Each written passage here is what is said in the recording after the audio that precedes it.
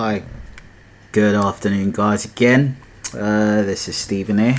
This next video I'll show you how to attach costs to your program activities. Now each of these activities will have an associated cost. Now that would depend on the requirements of the project. So for some of the commercial teams, they will usually take responsibility in terms of assigning cost to activities, cost to subcontractors, cost to tradesmen, cost to human resources. Usually it'd be a link between the HR department for the resources within the company that they control internally, and if it's external, then they're going out to go and procure that service.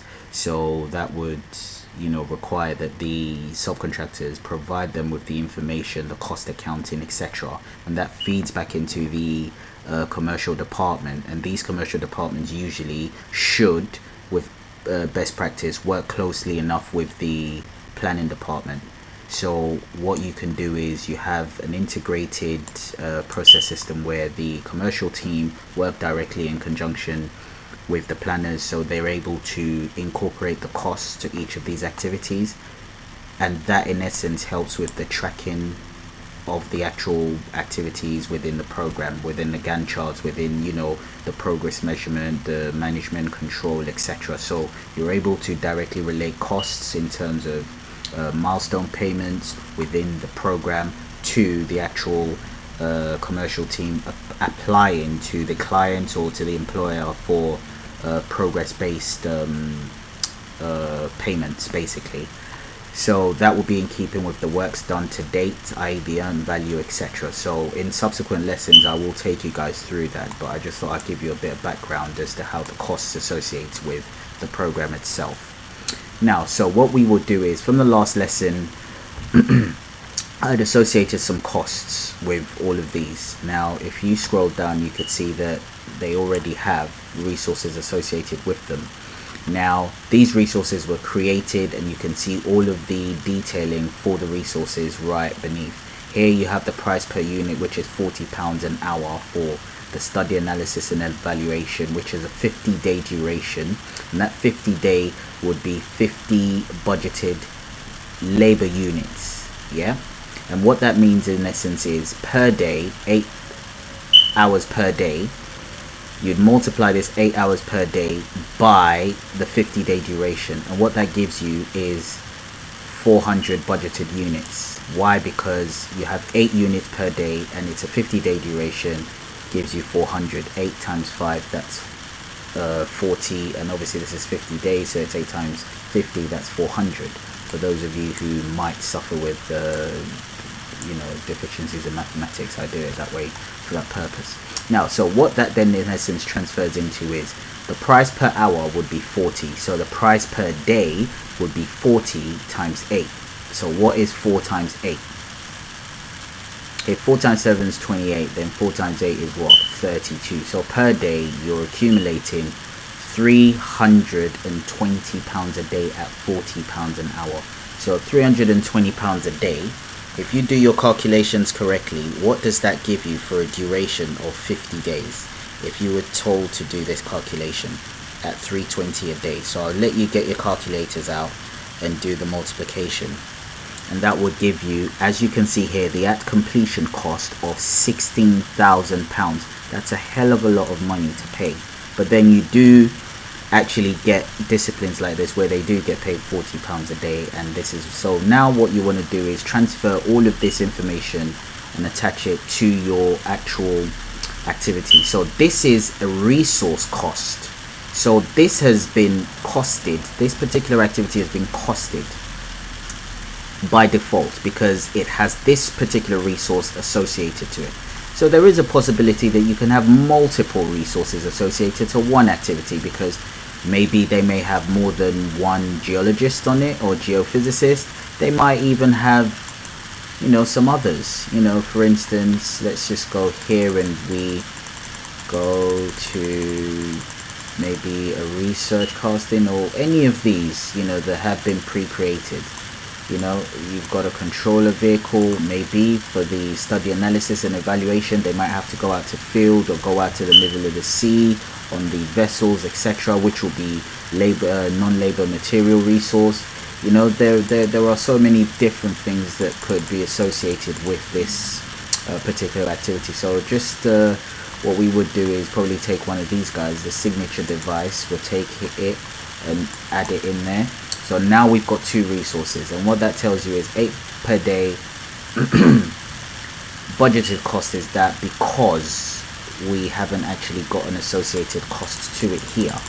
So what we would have to do is, in order to get a cost associated here, we would have to remove this activity and go to the actual activity itself. So for those of you who might actually have to do this, so there we are. So what I will do is, just to show you, I will go to this actual resource, signature device, right? So if we go to the resources, signature device, there it is. So what you could do is, for the general, you see all of this there, you have the codes, etc., the details. As you can tell, it's all in there. Units per prices, we've got 0. So this is where you can change it. So we will change it to, maybe it's for rent for about £100 an hour, right? And that's that. So we can add another expense to it if we wanted for the 8th of April. As you can tell, maybe it might be higher at 200 because demand is high. So that's that. It's all been sorted and it's automatically saved into it. So if you go back there, it's there, right? So what we'll do, we'll go back to our activities window and we assign over here, we assign add a resource, and we go back to it just as we did earlier on. We look for the fingerprinting machine and we'll find it somewhere around here, the signature device. Yeah, there it is. So as you can tell now, this is the budgeted total cost for that particular activity. If you get your calculators out again, we have it at £200 per hour, and we've got it for 8 days. So 2 times 8, that's 16. So that's 1600 per day, right? Price per unit. And if you multiply that by 50, that will give you your total figure of £80,000. And the budgeted units, as we said, 8 hours a day, so that's 8 units. If you drag this just further up, remaining units, that's 8 units per day times 50, and that will give you 400. So this is how cost is calculated within the software. So all of those costs have been assigned to the activities, and if you really needed to see what they were, you just draw the Gantt chart to the side and you go to the columns, you pull out the cost information, and what you're after is these, the budgeted. So it's BB. You look and scroll down and you have all of these. So the budgeted labor cost, you put that in there. The budgeted labor units, you put that in there. You've got non-labor, labor, and then you've got budgeted total costs. You put that in there. And when we open that out, you put that there, you have all of these costs associated with all of the activities. As you can tell here, this is 0, 0 because we haven't got any activities associated with it. So this is how you relate your costs to activities. Right now, if those same activities, right, I'll select this one for instance, we've got budgeted labor costs at 20,000, 20,000. So if we go back to the activity that we assigned this to, it's got 16,000 for the budgeted labor. As you can tell there, 16,000 for this activity, and you've got the budgeted total cost of 96. What that means in essence is the budgeted labor cost is 16,000, but the budgeted total cost, because this is the fingerprinting machine, it's not labor cost, it's a material cost. So the total of 80 and 16,000 will give you 96,000. So that's the total budget required to complete this activity, right? When all of the scheduled work is actually completed. So you would have 800 units at the end. So if we pulled out the budgeted total labor units, you'd have 800, right? So in terms of cost, that's how you associate it. Now if you go to the WBS, and what you could also do with the WBS is as well, you can actually input costs into it as well. So basically you can have like a budget log where you put how much you're going to spend, who's responsible for it, the status of the actual spending and the reasons behind it, and then say for instance there's a variation, you have a change number or change reference. Now you put a spending plan in place that by the 16th of January the spending plan would be, say for instance, 100,000, yeah, and then you put the spending plan tally, which you can't affect, but you've seen the undistributed current variance is 100. Why? Because we haven't had any actuals on the actual activity. So benefit plan, you could also input that as well. Benefit plan tally, you put that in, well, that automatically calculates as the project goes ahead. Now you've got the budget summary. Here you have current budget, which is that. You've got the current variance, which is in red at 1,000. So the total spending plan is that undistributed, and total spending in tally is that.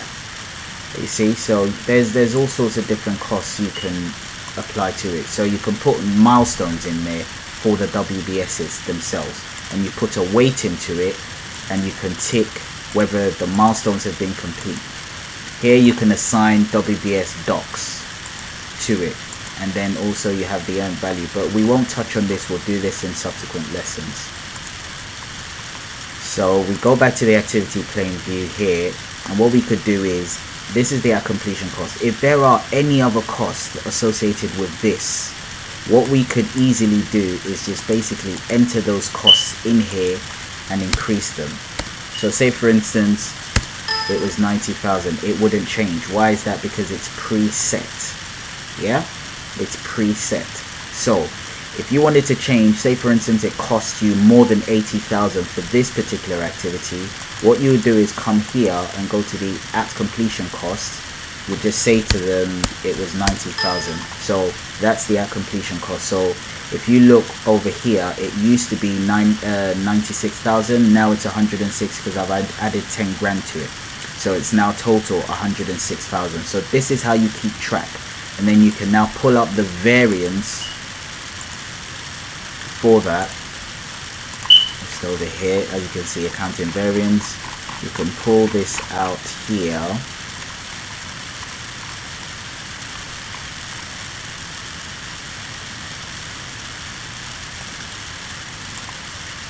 So basically what you can do is cost variance labor units, right?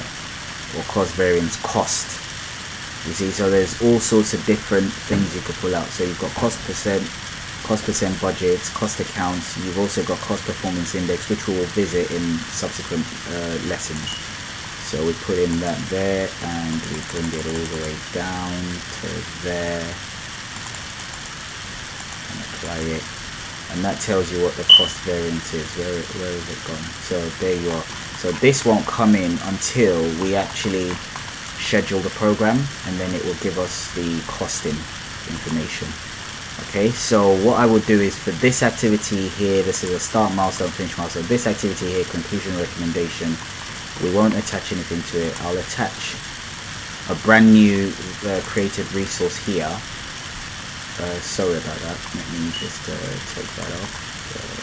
Delete.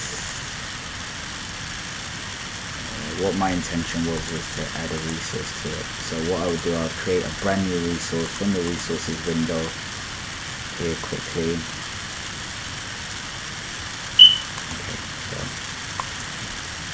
P6 is giving me issues, so I'll just create that. Hopefully it works. Okay, so what I'll do, I'll let it be, and I'll reset the computer and come back.